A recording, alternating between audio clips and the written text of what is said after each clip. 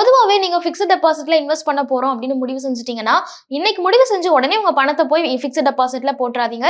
எவ்வளவு interest rate கிடைக்கும், எந்த பேங்க்ல உங்களுக்கு ஜாஸ்தியா இன்ட்ரெஸ்ட் ரேட் தராங்க, நீங்க எவ்வளவு டென்யூருக்கு இன்வெஸ்ட் பண்ண போறீங்க, அந்த டென்யூருக்கான இன்ட்ரெஸ்ட் ரேட் எந்த பேங்க்ல ஜாஸ்தி அப்படின்னு எல்லா ஆஸ்பெக்ட்ஸையும் கம்ப்ளீட்டா அனலைஸ் பண்ணிட்டு அதுக்கப்புறம் இன்வெஸ்ட் பண்ணுங்க.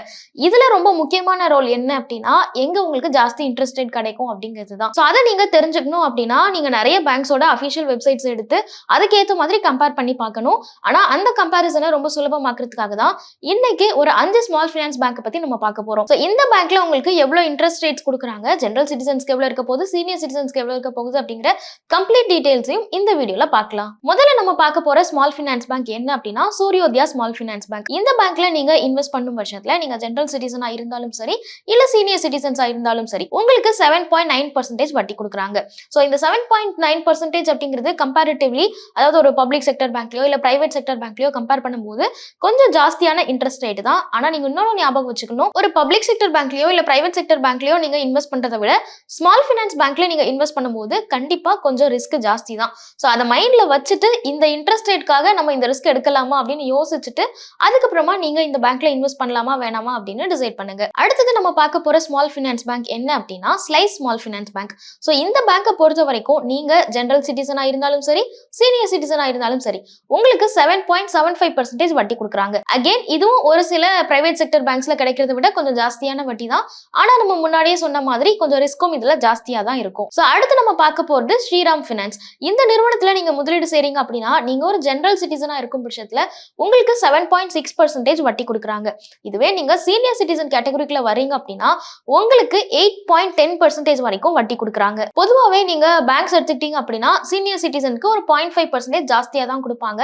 சோ அதன் அடிப்படையில ஸ்ரீராம் ஃபைனான்ஸ்லயே உங்களுக்கு சீனியர் சிட்டிசன் கேட்டகரியில இருந்தீங்க அப்படின்னா 8.10% வரைக்கும் வட்டி தராங்க.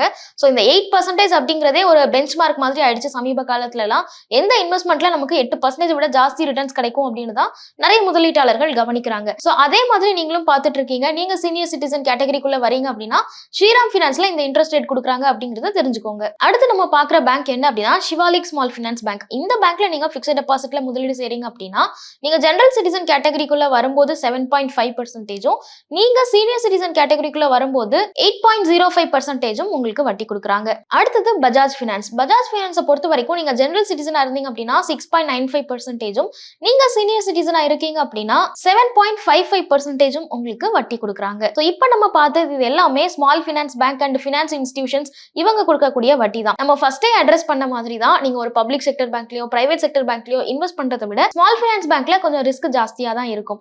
ஆனாலும் எனக்கு அந்த ரிஸ்க் எடுக்கிறதுக்கு நான் ரெடியா இருக்கேன், எனக்கு கொஞ்சம் இன்ட்ரெஸ்ட் ரேட் தான் அதிகமா வேணும் அப்படின்னு நினைச்சீங்கன்னா நீங்க இதெல்லாம் கன்சிடர் பண்ணலாம். இதுல ஏன் முக்கியமான விஷயமா நம்ம பார்க்க வேண்டியது இருக்குன்னா, பெரும்பாலும் இந்த பப்ளிக் செக்டர் பேங்கா இருக்கட்டும், SBI எல்லாம் எடுத்துக்கிட்டீங்கன்னா அவங்களோட அதிகபட்ச இன்ட்ரெஸ்ட் ரேட்டே 7.05 தான் வச்சிருக்காங்க. சோ அதை விட உங்களுக்கு ஜாஸ்தி இன்ட்ரெஸ்ட் ரேட் கிடைக்குது அப்படிங்கும்போது இது உங்களுக்கு வேல்யூபிளா தோணுச்சுன்னா இதுல இருக்கக்கூடிய ரிஸ்க் கன்சர்ன்ஸையும் ஞாபகம் வச்சுட்டு நீங்க இதுல முதலீடு செய்யலாம். சோ உங்களோட ஃபிக்ஸ்ட் டெபாசிட் இன்வெஸ்ட்மெண்டோட எக்ஸ்பீரியன்ஸ் என்ன, உங்களுக்கு எந்த பேங்க்ல இன்வெஸ்ட் பண்றது கம்ஃபர்டபிளா இருந்திருக்கு அப்படிங்கறதெல்லாம் கமெண்ட்ஸ்ல சொல்லுங்க.